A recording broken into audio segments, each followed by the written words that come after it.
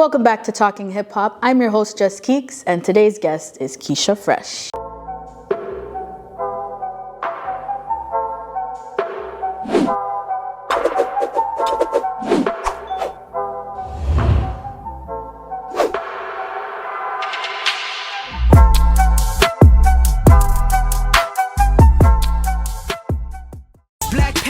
I feel it for a minute, but the feeling lasts for hours. Take notice of the cowards, the ones who never stand for no cause. I won't apologize for feeling everything with no pause. I mean it, dark matter, I seen it, and the duppy in my ears telling me. Keysha Freshh is a Juno-nominated artist and true pioneer in Canadian hip-hop, from making history as the first female rapper in Canada to have 3 songs in rotation at once to being co-signed by Dougie Fresh. Her journey is rooted in both legacy and impact, with a strong musical lineage including her father Ron Fanfare and cousins Maestro Fresh West and DJ Mel Boogie. Keysha Freshh is an established hip-hop artist with more than a decade of experience. Please welcome to the show, Keysha Freshh. Okay. Thanks for having me. What's up? How are you? Oh, you know, I'm happy. Yes? I'm happy. I love that. I can't wait. I know this interview's long overdue, so we're going to get right into it. So you come from a family deeply rooted in music and culture. Your father, Ron Fanfare, your cousins, Maestro Fresh West, DJ Mel Boogie, all Canadian legends. How did growing up around that influence you? And did it shape your decision to pursue music?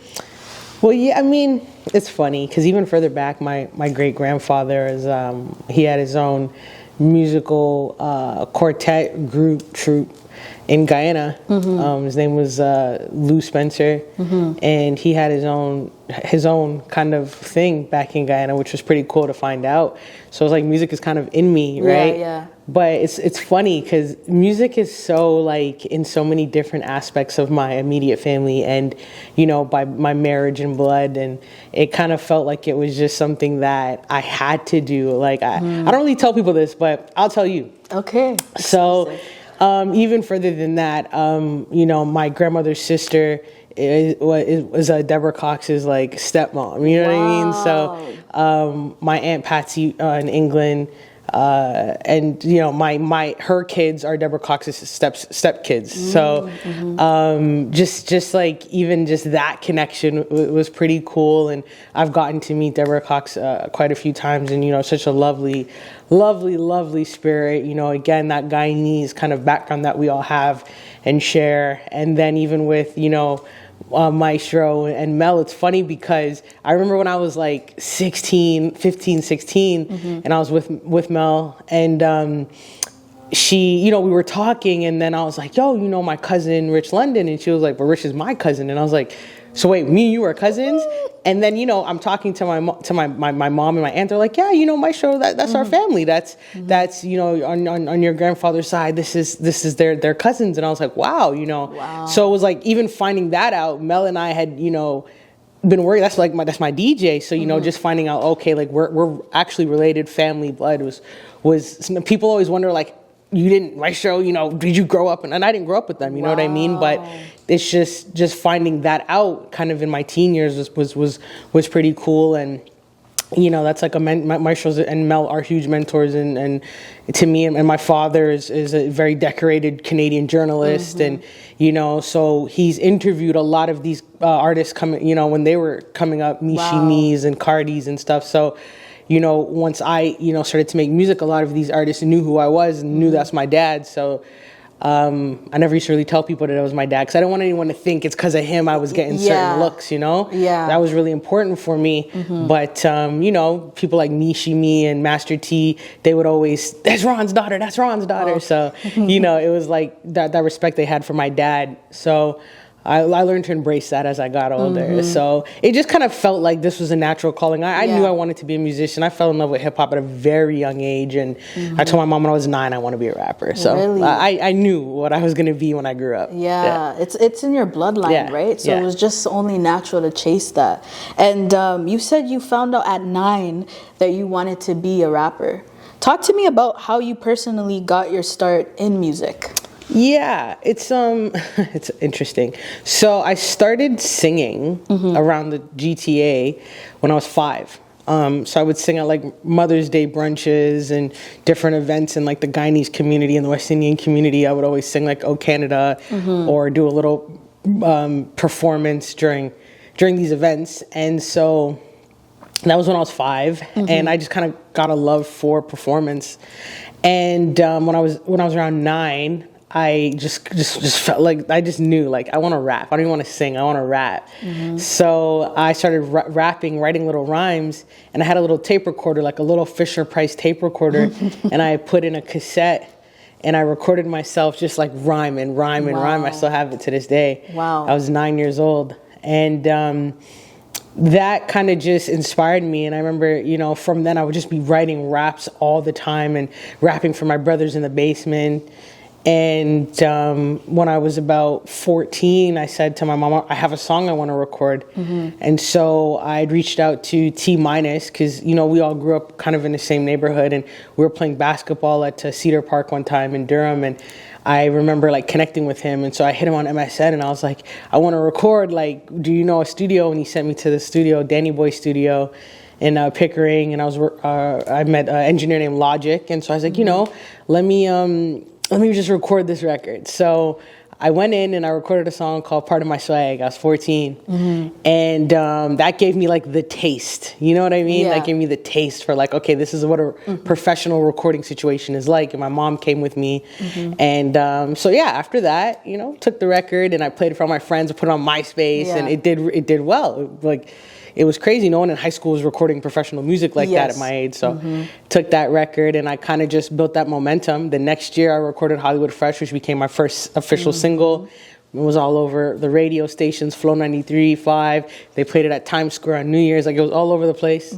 And that just kind of, my career kind of took off then. Yeah, and I also wanted to know, because if you knew that you wanted to pursue music from like young, was there anyone that you drew inspiration from musically? Like, was there any rappers that you were like, yeah, I'm inspired by that rapper? For sure, Lauryn Hill. And Missy Elliott. I think Missy was probably like my biggest inspiration at the time, because the creativity. It was the creativity. It was the music videos that really pulled me in.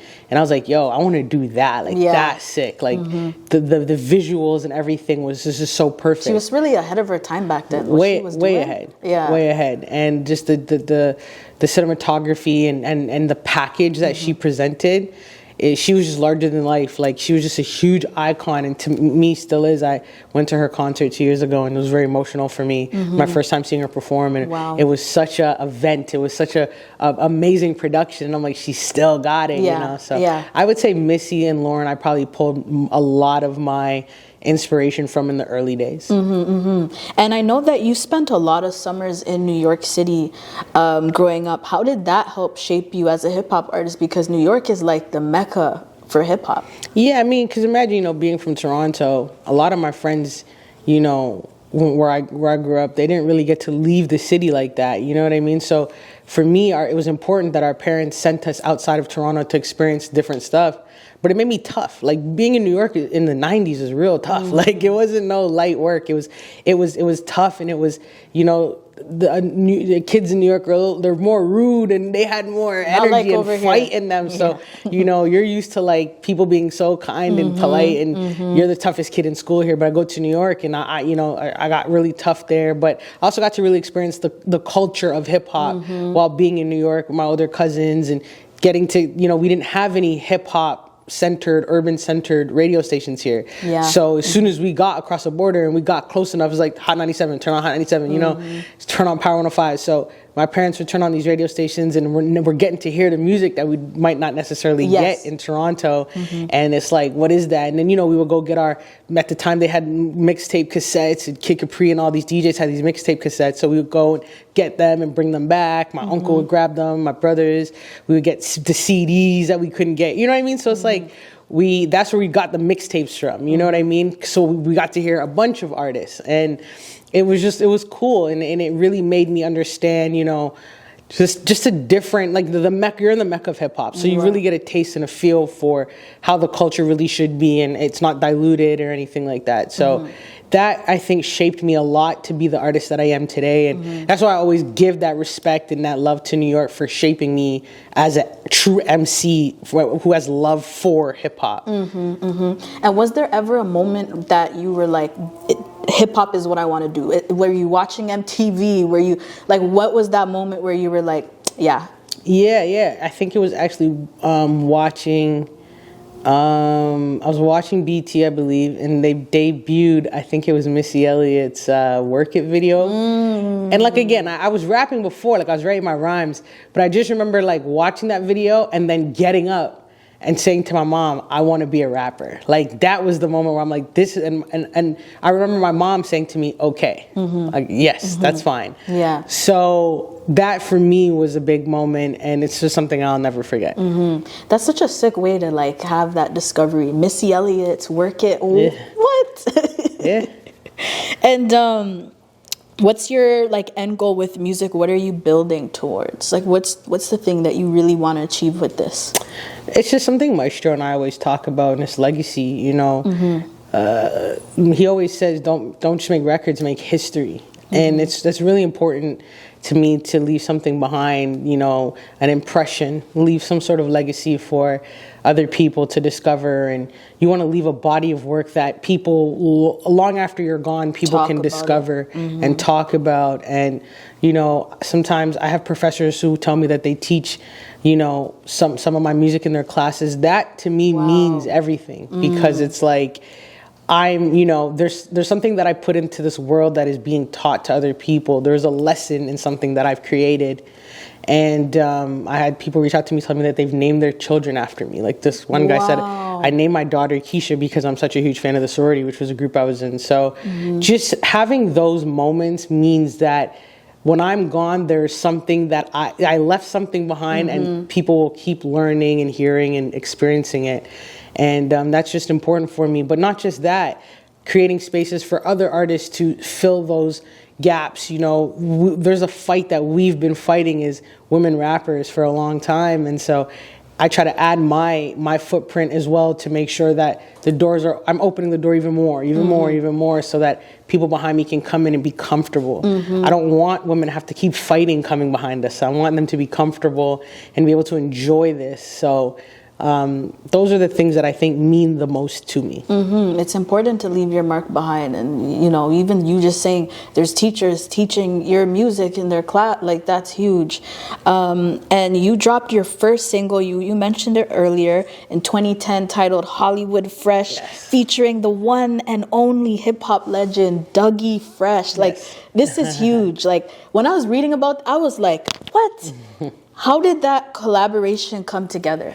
Well, that collaboration was very interesting. So at the time when I was recording that record, it samples Dougie Fresh and Slick Ricky in the hook. Is fresh, dressed like $1,000,000. Fresh, dressed. So that's the hook. You know, my boy Gunna produced that hook and produced that beat, and, you know, came up with that hook. And so we had to clear the sample, right? And we had this, you know, idea of shooting the video and stuff, and obviously when we sent the song to radio, they're like, this is good, but you need to clear the sample. So you know, the director who we reached out to, who we wanted to shoot the videos, David Cropper, he knew Dougie Fresh. They had a friendship. He's done some work with him. So David called him and was like, do you own the sample, or is that Slick? And he said, I actually own that sample. I own that record. So David said to Dougie, I have an artist who used it, and I would like to know if you can clear this for her. So Dougie said, okay, send me the song. So David sent him the song, and then my engineer at the time called me and was like, are you available in 20 minutes? I said, well, I'm in class. I was in grade 11. I was like, I'm in math class, but like, I could be. And he was like, okay, you're going to get a call. You have to answer it. So I was like, okay, cool. So I'm in math class and my phone rings, and I was like, teacher, like I said, I got to step outside. Teacher was pissed. Like, where are you going? Like, I need to take this call. So I stepped outside, and it was Dougie Fresh on the phone. And he said, you know, I heard your song. They sent it to me, you know, last night, and I was playing it and replaying it. And he said, you know, a lot of people have sampled this song, but he said, I love what you've done with it. Wow. So he said, I'm going to clear it for you. And he said, and I was talking to David, and we agreed that you should come out here and shoot it in Harlem, in my house. What? So we went to New York, March break. I was 16, so I had to go March break because I was in high school still. And me and my friends and my family, we flew to New York and we shot the music video at Dougie Fresh's house. So you'll see, like, in the video, I'm on some steps. That's Dougie Fresh's house. He owns a few houses on a street in Harlem. And so that one was where his studio is, so we're outside there. And some of the scenes where you see that we're inside in his studio, that's in his house. That's his studio. Oh, no way. So yeah, that's Dougie Fresh's studio. So we're in his dwelling, and his sons are there and his family, and they're embracing us, and his manager, you know, everybody's embracing us and showing us a lot of love, and it was amazing. The pink Range Rover you see in that video used to be Cameron's car. So we had Cameron's car in the video. Mims is in the video. There's a scene where me and Mims are hanging out. Dougie's in the video on his Segway. Like, he was like showing me how to use the Segway, and he pulled out his ballet boots from the closet in his house and telling me, I had these boots for all, you know, just giving me the history. And then Hank Shockley from the Bomb Squad, which is a legendary hip hop duo. Hank and Keith Shockley are brothers. He was there. He was doing photography on set, and Hank Shockley produced like all of Public Enemy's early work at the time. So just to have him there doing photography was mind-blowing. And Dougie was like, I haven't seen Hank in years. Hank, oh my gosh, it's so good to see you. And they're talking about, you know, some historical hip-hop stuff right in front of me. And I'm just sitting there in I'll be awe. like fanning up. I'm sitting there in awe, just taking it in the moment. And it was truly a blessing. This was a 26-hour video shoot. Whoa. And just to be invited to film this again at Dougie's house with his family and his people. And we also filmed some scenes in the Empire State Building, which nobody was allowed to do. You were actually the first female rapper to film there. Well, just like nobody was allowed to film there after 9/11. Yeah. But we were allowed to take our cameras upstairs. So I don't think anybody filmed in there after 9/11. But I'm pretty sure now people have. You were one of the first. They told us, like, nobody was allowed to film here after 9/11. And, you know, we'll allow you guys. So we filmed upstairs in the Married to the Mob, which is a clothing company, their office. We were in the Coogee office because at the time, one of the marketing managers for Coogee was hooking us up, so we were up in their office. Like, everything was so historic, and it was like we filmed right outside of the Apollo Theater. Like, everything was just so, you know. And a 16-year-old me, I appreciate and I understood the magnitude of what I was doing, but at this age, I really understand and appreciate the magnitude of what I was able to do at 16. And, you know, I'm just grateful to God to this day that I was able to have those opportunities. Yeah. I didn't even know, like, wait, got a lot to unpack here. Because not only did Dougie Fresh feature in that track, you got to record the music video in his house. Yes. And you were surrounded by a lot of hip hop legends in one, like, just as someone who just, like, off the record, a fan of hip hop, like, hearing you tell these stories, I am over here fangirling. So, like, I feel like, put some respect on your name. Like, you are doing your thing, and not only that, but you're getting co-signed by the legends of this sound. You know, not just in the city, but in New York. And I think that's really, really sick. That's where Fresh came from. You know, initially it was just Keysha, but Dougie would say stuff like, Keysha Fresh. I know. You know what I mean? He would say that, and I was like, that's dope. But just having Mims there, like, the craziest story was Mims had a flight to India that day. He was going to perform, and he came to the shoot, but we were kind of running a little bit late, but he stayed. And I'm like, you can go. Because, you know, him and my cousin were friends, and my cousin asked him to pull up. So, you know, shout out to my cousin Latoya. I really appreciate that to this day.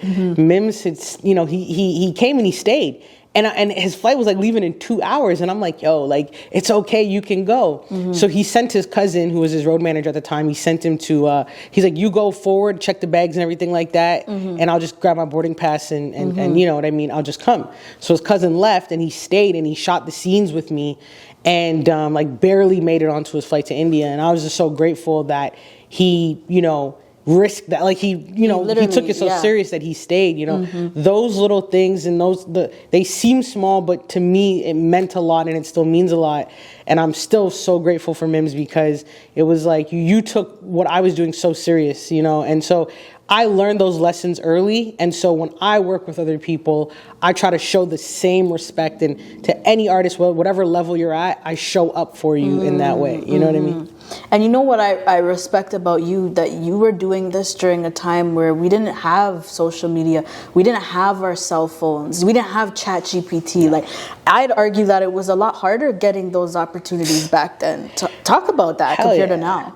I mean, there was no showing anything. I mean, I remember, like, there was no IG like that, and, you know, there was no, like, Twitter was a thing, but it was just, like, coming out and getting hot. Facebook was like really the only thing we really had. So, you know, imagine just pushing a record at that time was a complete different. There was no such thing as Spotify. There was no DSPs at that time. You can just upload your music. You know, you had iTunes, right? You had Napster, and you had those things, right? So, just figuring out how to market a record and really push a song and connect with fans and an audience, you know, while using MySpace is like, it was tough, but it wasn't the same at all. And to gather the opportunities and capture the eyes, I feel like if what I did then was today, it would be very different. Because to have legends co-sign you and, you know, have you out in New York doing that kind of stuff, documenting that today, like the way that I would have been like, I would have had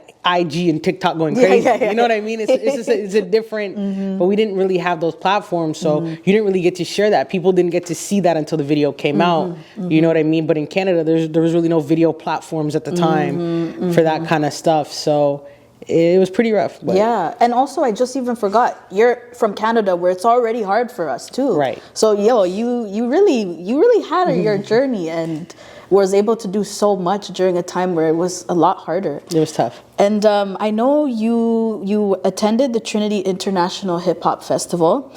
Tell me about your involvement with them and how that led to you connecting with artists like Rakim, MC Lyte, Taylor Bennett, and No Name. So the Trinity Hip Hop Festival is a hip hop festival in Hartford, Connecticut at Trinity College. We celebrated 20 years this year.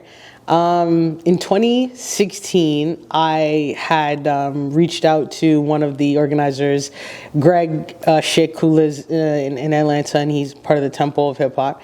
So, you know, I really want to be a part of this festival. I read up on it. I think it's super cool. This is what I would like to do a presentation. You know, I presented myself, and he was like, yeah, like, we would love to have you. So, you know, they brought me out to the festival. The hospitality is amazing. I want to say, you know, as artists, it's the small stuff that matter to us.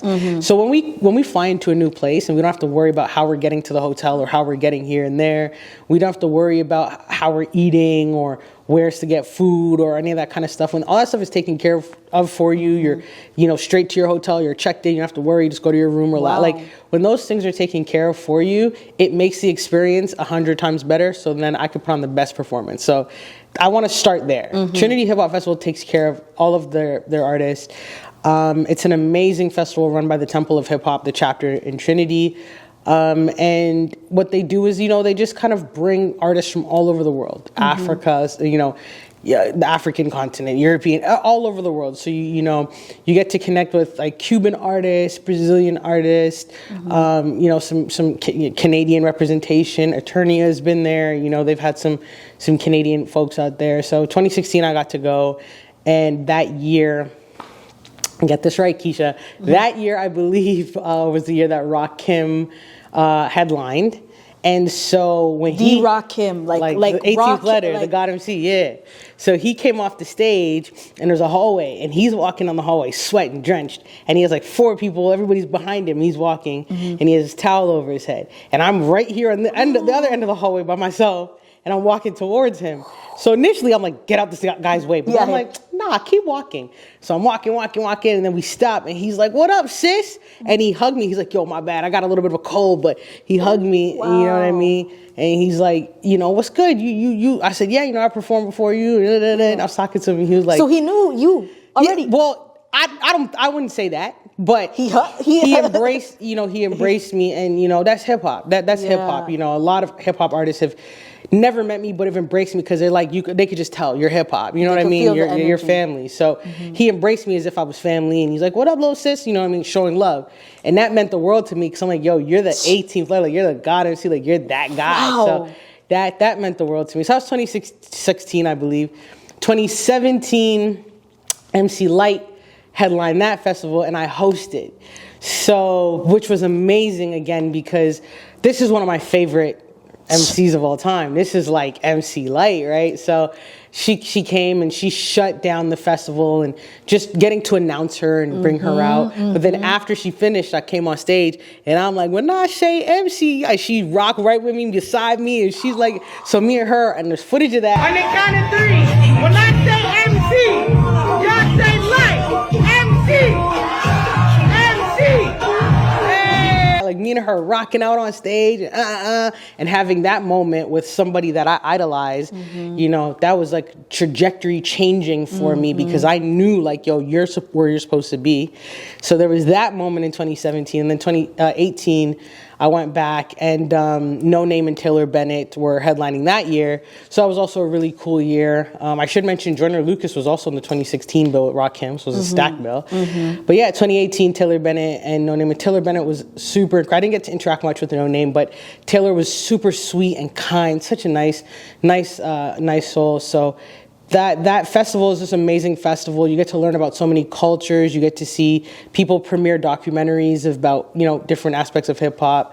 All elements of hip hop are showcased and talked about, and they have a, you know, this time I got to hang out with Ma Dukes, which is Jay Dilla's mom, and I got to really connect with her and build with her and Tony, her partner. So it was just amazing. And then again, that was this year, 26, 20 years, they brought me back.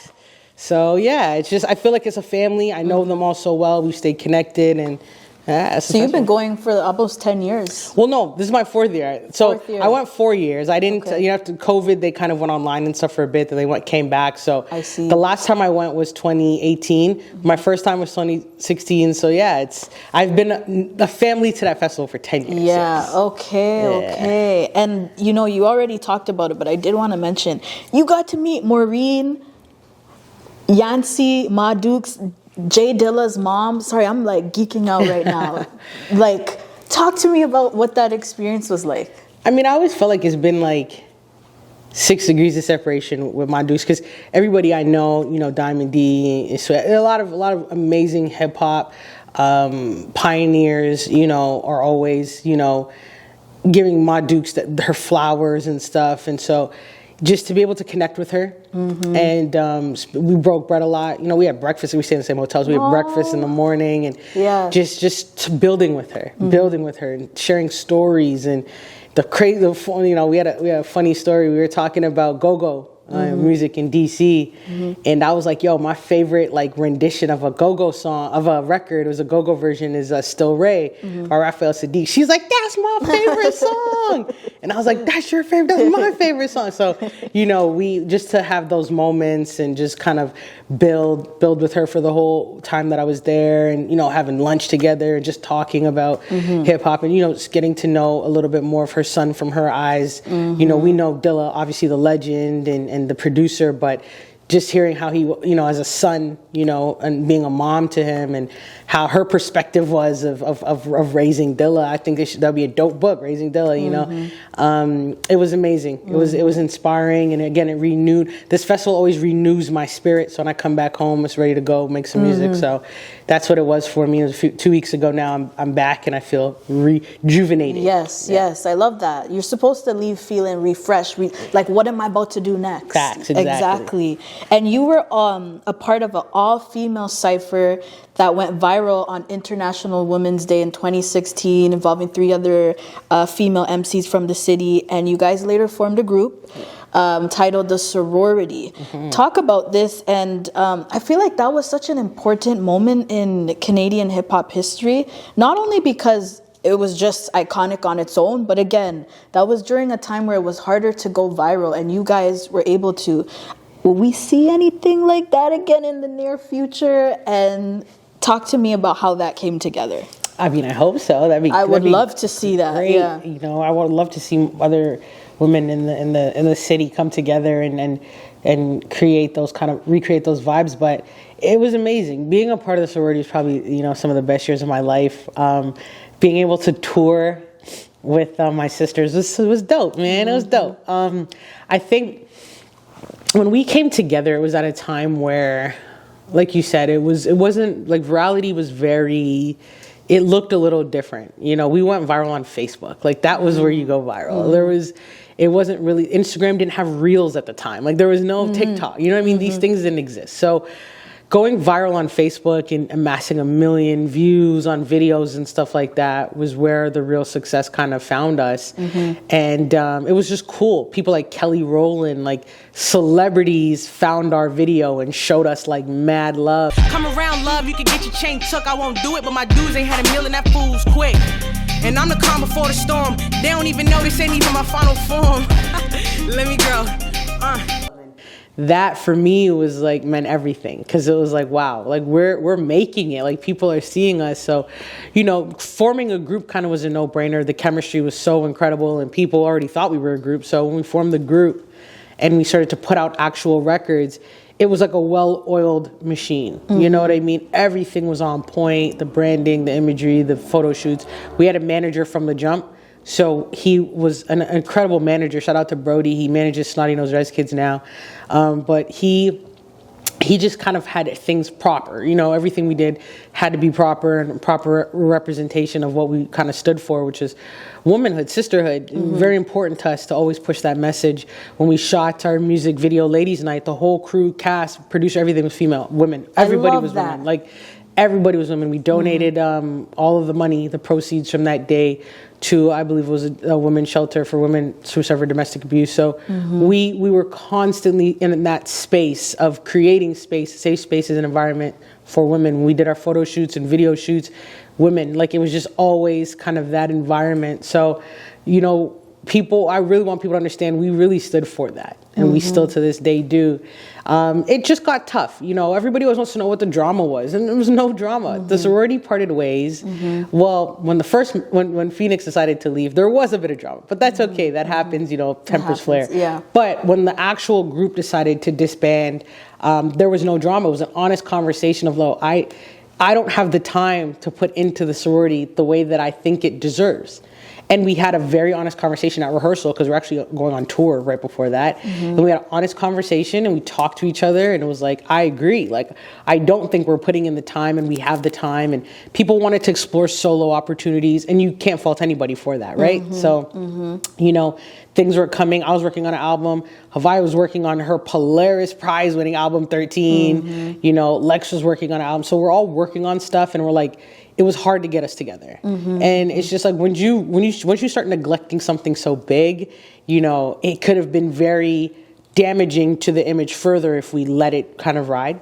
So we decided to put a hard stop to it on our own terms, which I think was the best way to do it. We announced our last call tour. We went on tour and sold out every night. And it was a farewell tour, and the Toronto show was our last show, November 29th, 2019.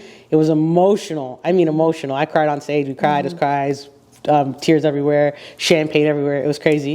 And then, you know, it's funny because life in the universe has its own way of telling you things, because then COVID came 3 months, 4 months later. So we would have been shut down anyway, right? Yeah, so we kind of see how that kind of worked out. We gave our fans the last hurrah, boom, done. And how long did that group last?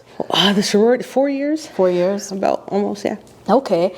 You know, all good things come to an end, and, you know, a lot of bands, they usually split ways after some time. So, like, it's just a natural way of life, I feel like. And you even have your own wiki bio. Like, I feel like you are really cemented and established in Canadian hip-hop, because I feel like it's so slept on to be able to Google your name and a Wikipedia pops up with your bio and your background. Like, I wish I could Google JustKeekz and Wikipedia pops up. So, like, that's huge. How does it feel? You may not even think it's a big deal, but I'm Googling your name and Wikipedia like, what? How does it feel to be able to just see that, okay, you got your bio and background on Wikipedia? I just want to know how they knew where I graduated school from. Like, I don't tell nobody where I went to school. That's weird. They got all your personal info. Like, why do you know where I went to high school? Both my high school. I always wonder how they find that out. Yeah. So they don't contact you. No, I mean, I do believe it's individual people or fans or whoever that kind of do that. And all of us from the sorority, I think me, Phoenix, and Havaya all have one. After the sorority page was made, I noticed that those individual ones went up too. But You know, it's funny. I read it. It's funny because my brother, I believe, found it first, and he sent it to me. He's like, "Do you know you have a Wikipedia?" And I was like, "No, send it to." So he sent it to me, and I was looking at it, and I was like, I was making sure it's accurate because that's as an artist, it's the biggest thing. Is like I've read some bios that said I have 2 children, and like I've read my net worth before in like the 2 to 4 million mark, and I've just read so many crazy things. I have no children, by the way. I've read some crazy things about me. So, you know, you always want to just, you know, when I see the Wikipedia, I'm like, oh gosh, like what does this say? Like, oh, this is, but you know, I went through it. I'm like, wow, this is actually more accurate than I thought, and you know, interesting that they have such. I mean, again, my high school, like, how did you know that kind of thing? But you know, I don't know. I don't really. I'm not going to say I don't Google myself, because the only reason I do Google myself is because I need links.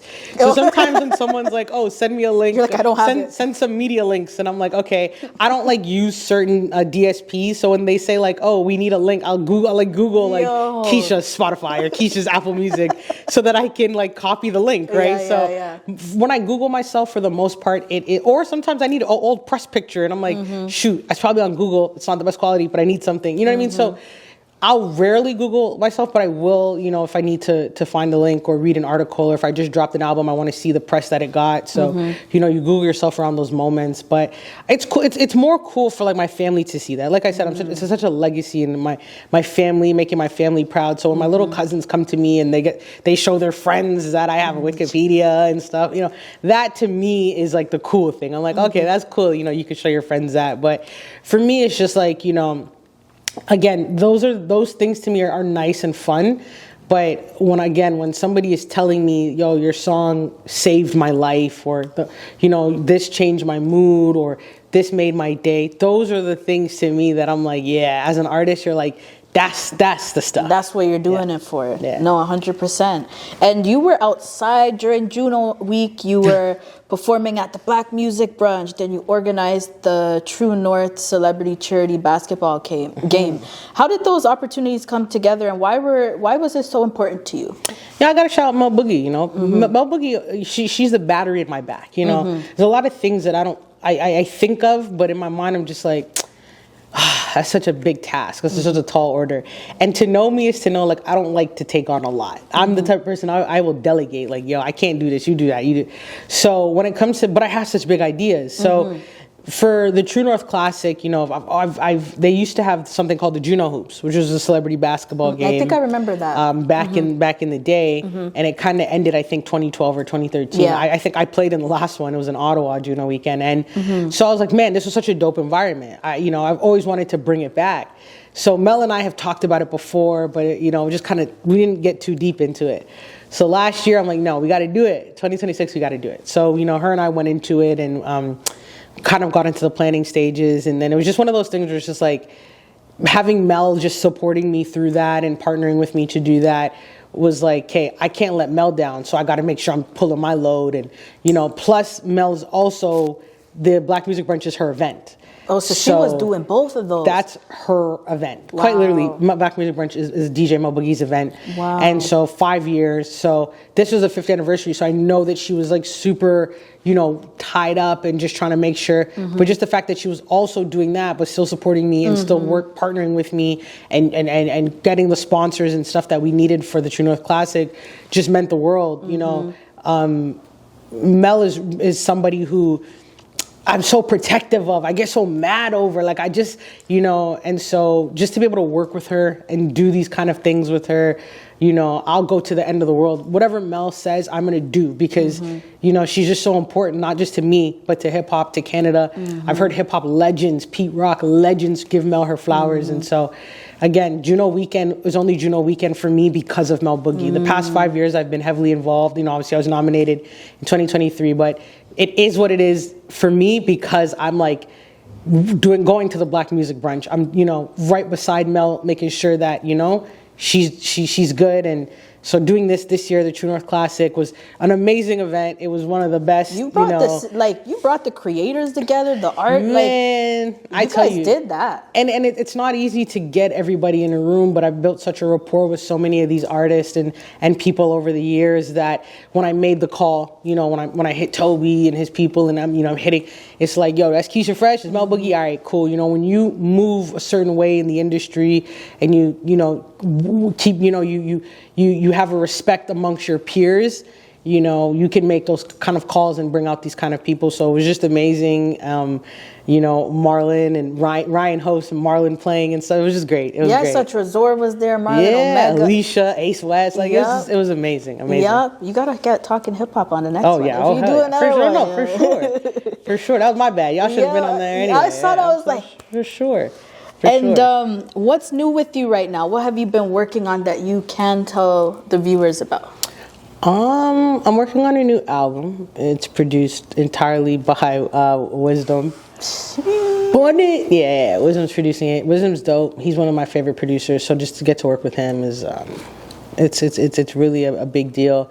He might be mad at me because I'm taking really long to get in the studio, but it's okay. It's okay. Good things take time. I'm building out the album, right? So. But we will get that done soon. I got some singles I want to drop featuring some really cool artists and friends, and Tasha Simone and I just dropped something super cool. I saw that was sick. Thank you. Yeah. So we're gonna keep working on some more stuff and just collaborations. Lex and I from the sorority, we got some stuff. Like, I just want to keep building and keep collaborating with my friends and people I respect, and yeah, man, that's it. Yeah, let us know, let the people know where they can follow you, tap in with your music, all of that good stuff. Yeah, Free Keysha, FreeKeysha on social media. You can find me, and just follow. And if you want to search my music, Keysha, Fresh with 2 H's. Don't forget the second H. On all streaming platforms, you can hear my catalog. Yep, you heard it here first. Check out Keysha Freshh. Like, really check her out because she is cemented in hip hop. And you can keep up with us on Talkin Hip Hop. You can check out our website, www.talkinhiphopshow, at Talkin Hip Hop without the G, Hip Hop Show on all socials. I'm your host, JustKeekz. And until next time, keep talking hip hop. Peace. I push the Honda Accord. City on the map. After that, everybody took flight. I know Kojo dropped 30 and Wonder cooked the beat on the same night. It's crazy.